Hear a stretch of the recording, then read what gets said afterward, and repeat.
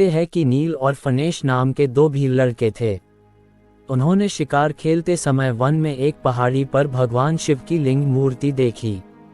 नील उस मूर्ति की रक्षा के लिए वहीं रुक गया और फनीश लौट आया। नील ने पूरी रात मूर्ति का पहरा इसलिए दिया ताकि कोई जंगली पशु उसे नष्ट न कर दे। सुबह वह वन में चला गया।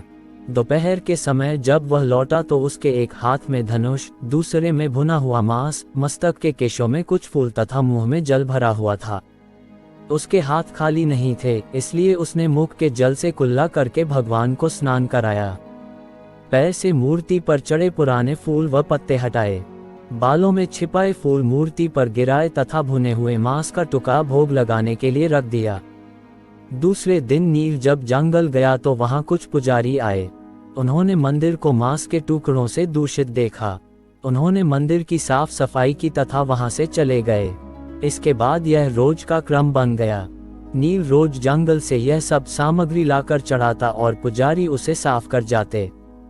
एक दिन पुजारी एक स्थान पर छिप गए ताकि उस व्यक्ति का पता लगा सके जो रोज रोज मंदिर को दूषित कर जाता है। उस दिन नील जब जंगल से लौटा तो उसे मूर्ति में भगवान के नेत्र दिखाई दिए। एक नेत्र से खून बह रहा था। नील ने समझा कि भगवान को किसी ने चोट पहुंचाई है। वह धनुष पर बाण चढ़ाकर उस चोट पहुंचाने वाले व्यक्ति को ढूंढने लगा।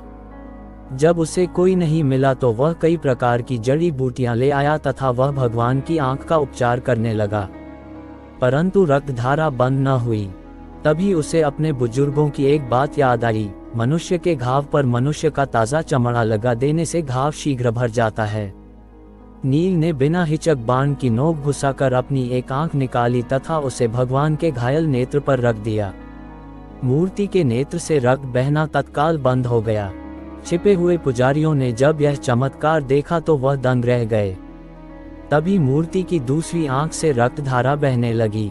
नील ने मूर्ति की उस आंख पर अपने पैर का अंगूठा टिकाया ताकि अंधा होने के बाद वह टटोलकर उस स्थान को ढूंढ सके। इसके बाद उसने अपना दूसरा नेत्र निकाला तथा उसे मूर्ति की दूसरी आंख पर लगा दिया। तभी वह स्थान अलौकिक प्रकाश से भर गया। भगवान शिव प्रकट हो गए तथा उन्होंने नील का हाथ पकड़ लिया। वे नील को अपने साथ शिवलोक ले गए। नील का नाम उसी समय से कणपक, तमिल में कण नेत्र को कहते हैं, पड़ गया। पुजारियों ने भी भगवान तथा भोले भक्त के दर्शन किए तथा अपने जीवन को सार्थक किया। कणप की प्रशंसा में आदि शंकराचार्य जी ने एक श्लोक में लिखा है, रास्ते में ठुकराई हुई पादुका ही भगवान शंकर के अंग झाड़ने की कूची बन गई। आमन कुल्ले का जल ही भगवान का दिव्याभिषेक जल हो गया और मांस ही नैवेद्य बन गया। अहो, भक्ति क्या नहीं कर सकती। इसके प्रभाव से एक जंगली भील भी भक्त श्रेष्ठ बन गया।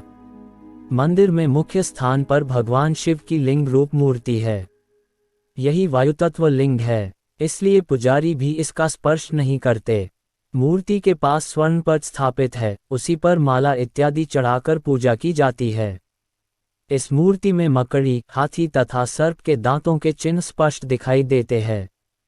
कहा जाता है कि सबसे पहले मकड़ी, हाथी तथा सर्प ने भगवान शिव की आराधना की थी। उनके नाम पर ही श्री कालहस्तीश्वर नाम पड़ा है। श्री का अर्थ है मकड़ी, काल का अर्थ सर्प तथा हस्ती का अर्थ है हाथी।